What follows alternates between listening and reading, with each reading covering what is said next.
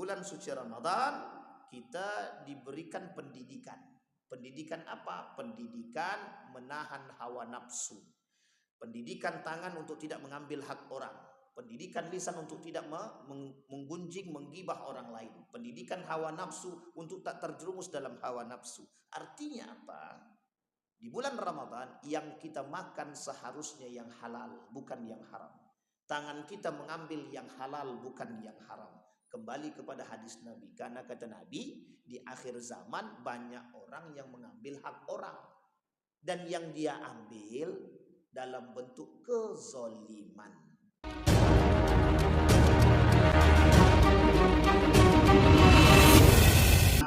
Dan insya Allah kita yang hadir istiqamah dalam kebaikan dan ketaatan. Amin ya rabbal alamin. Bapak Ibu sekalian yang berbahagia, di sore hari ini izinkan kami mengangkat satu tema yang tema ini sebenarnya tak asing di telinga kita. Dari perkataan baginda Nabi Muhammad sallallahu alaihi wasallam, la ya'tiyanna 'alan nasi zamanun la yubali bima akhadha am minal halal am minal haram. Disampaikan oleh Nabi dalam hadisnya, kata Nabi, baina yadayis sa'ah yadhharur riba. Apa kata Nabi? Menjelang hari kiamat itu, kata Nabi, terkhusus di akhir zaman itu, maka akan muncul perkara-perkara yang perkara ini, kata Nabi, begitu merajalela. Maka Nabi sebut apa itu ar-riba. Apa itu ar-riba? Sesuatu yang diharamkan oleh agama dari berbentuk tambahan yang ada.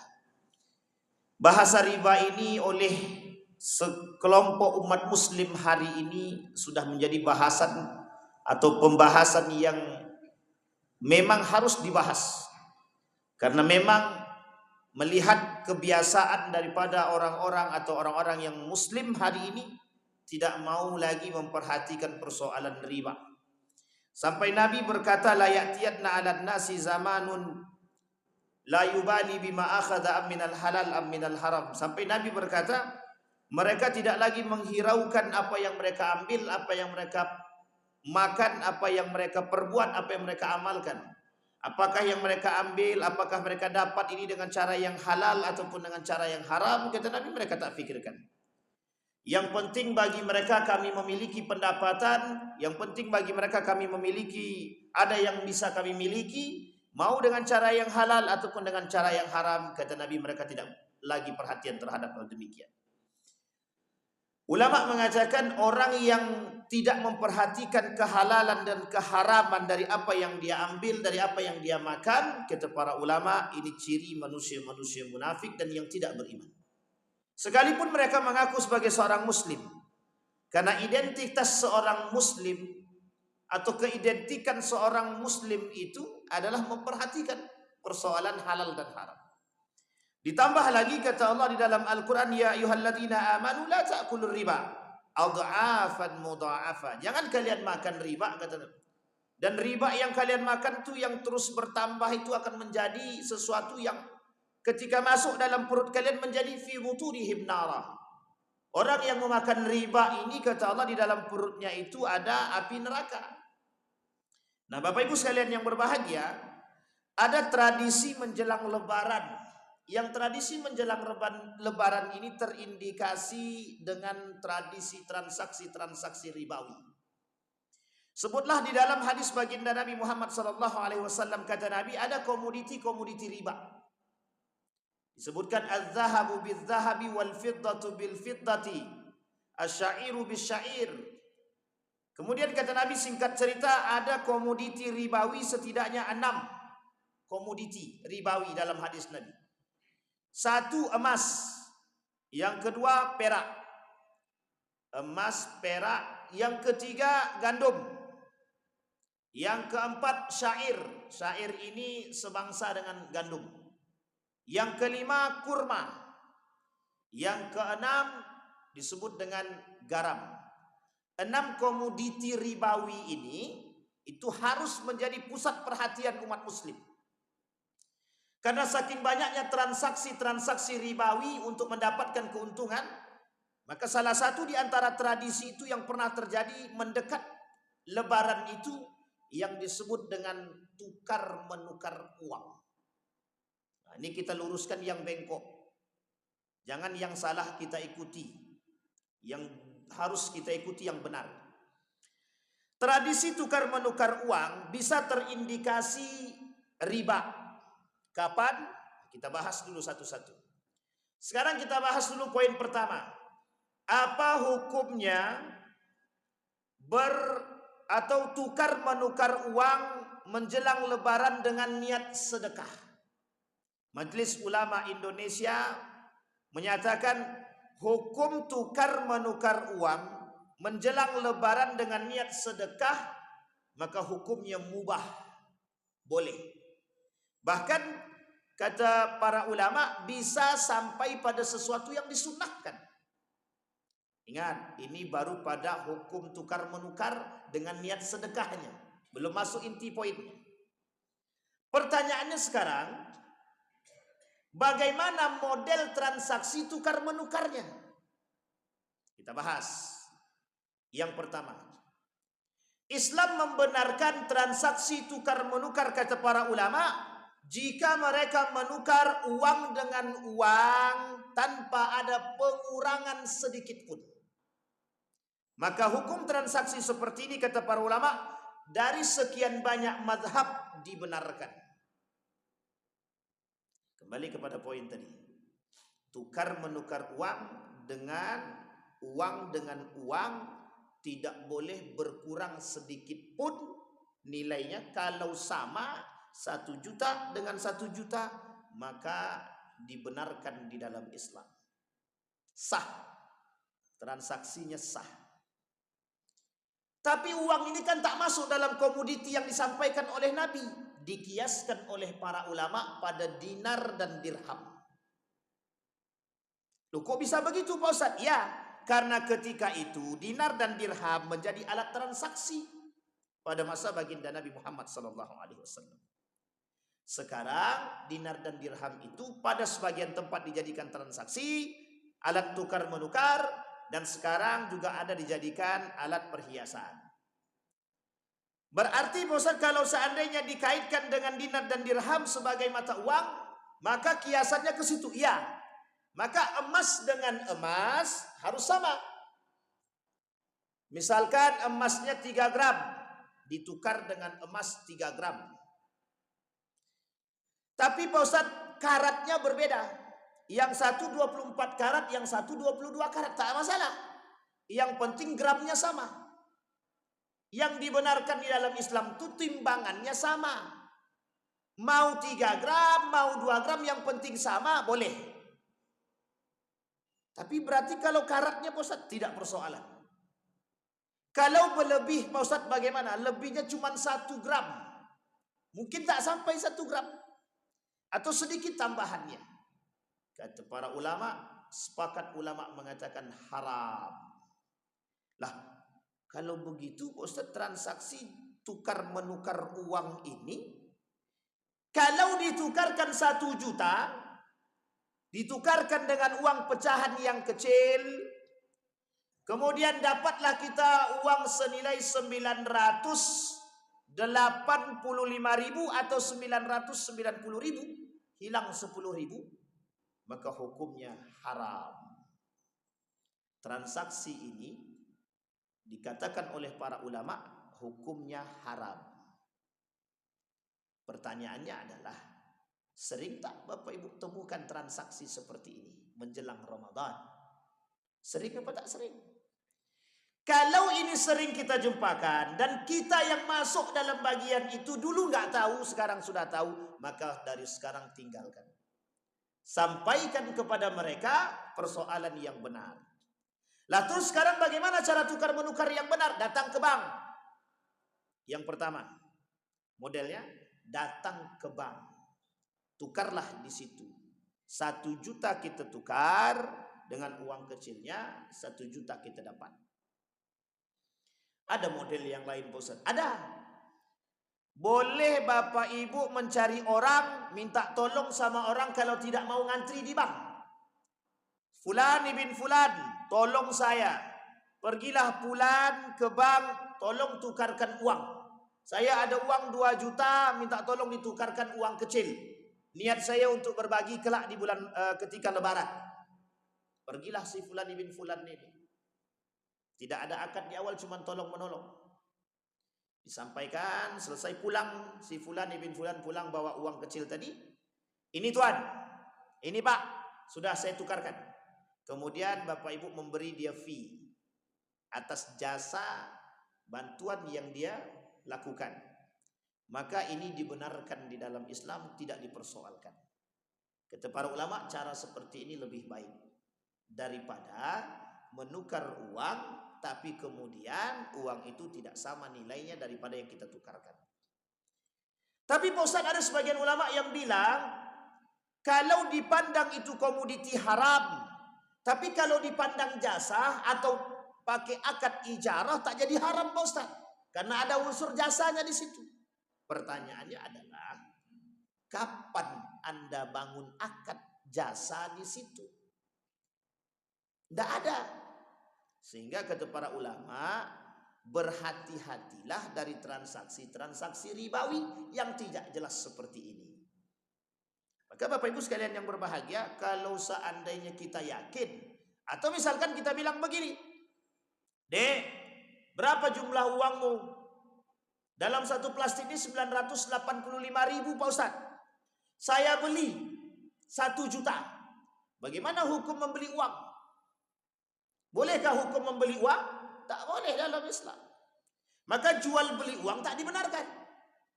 Terkecuali uang tadi sudah menjadi barang-barang antik.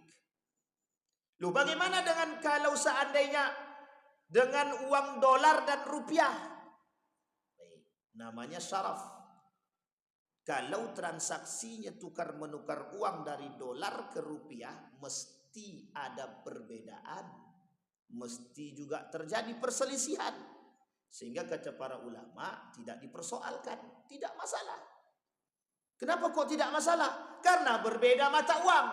Satu mata uangnya dolar Amerika Serikat, yang satu lagi mata uangnya Arab Saudi rial.